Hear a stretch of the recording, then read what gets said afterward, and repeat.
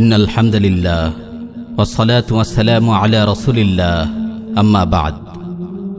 প্রতিদিন আমরা কত আমল করি, কত ইবাদত করি, নামাজ পড়ি, তিলাওয়াত করি, জিকির করি, দান সাদাকা করি, মানুষকে সাহায্য করি, পরিবারের দেখাশোনা করি।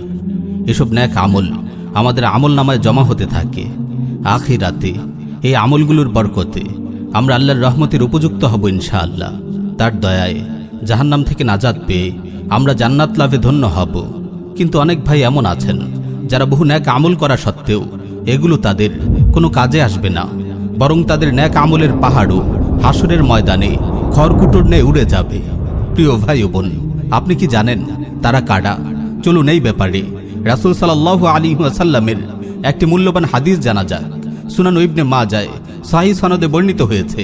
সাইয়্যিদুনা সাওবান রাদিয়াল্লাহু আনহু বলেন, রাসূল সাল্লাল্লাহু আলাইহি ওয়াসাল্লাম ইরশাদ করেন, লা আ'লামান্না আকওয়ামান মিন উম্মতি ইয়াতুনা ইয়াওমাল কিয়ামাতি বিহাসানাতিন আমসালি জিবালি তিহামাতা বিদান ফায়াজআলুহা আল্লাহু আযজা ওয়া জাল্লা হাবাআম মানসুরা।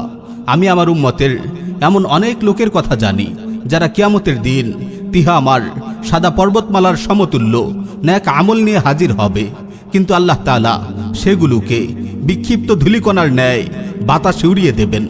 তখন সাওবান রাদিয়াল্লাহু আনহু জানতে চান, ইয়া রাসূলুল্লাহ, আপনি এসব লোকদের বৈশিষ্ট্য আমাদের বলে দিন, যাতে অজ্ঞতাবশত আমরা তাদের দলে অন্তর্ভুক্ত না হয়ে যাই।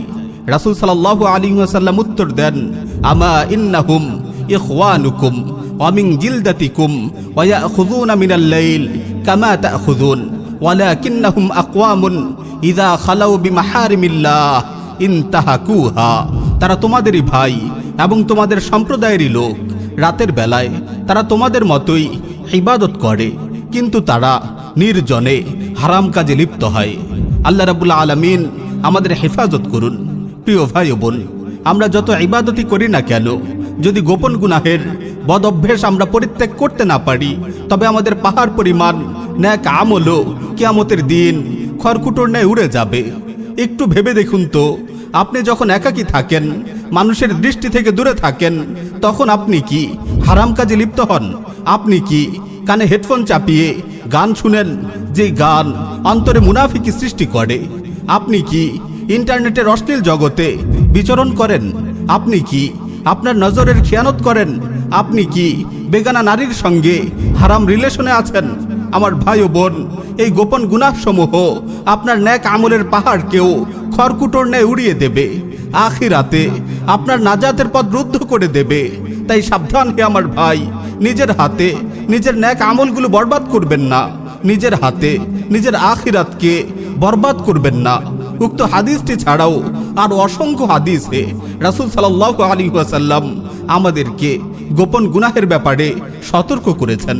প্রিয় ভাই ও বোন, আসুন আজই গুনাহ পরিত্যাগ করার দৃঢ় সংকল্প গ্রহণ করুন, মন থেকে তাওবা করুন। ইনশাআল্লাহ আপনার দুনিয়া ও আখিরাত দুটোই সুন্দর ও কল্যাণময় হবে। ইনশাআল্লাহ আপনার দুনিয়া ও আখিরাত দুটোই সুন্দর ও কল্যাণময় হবে।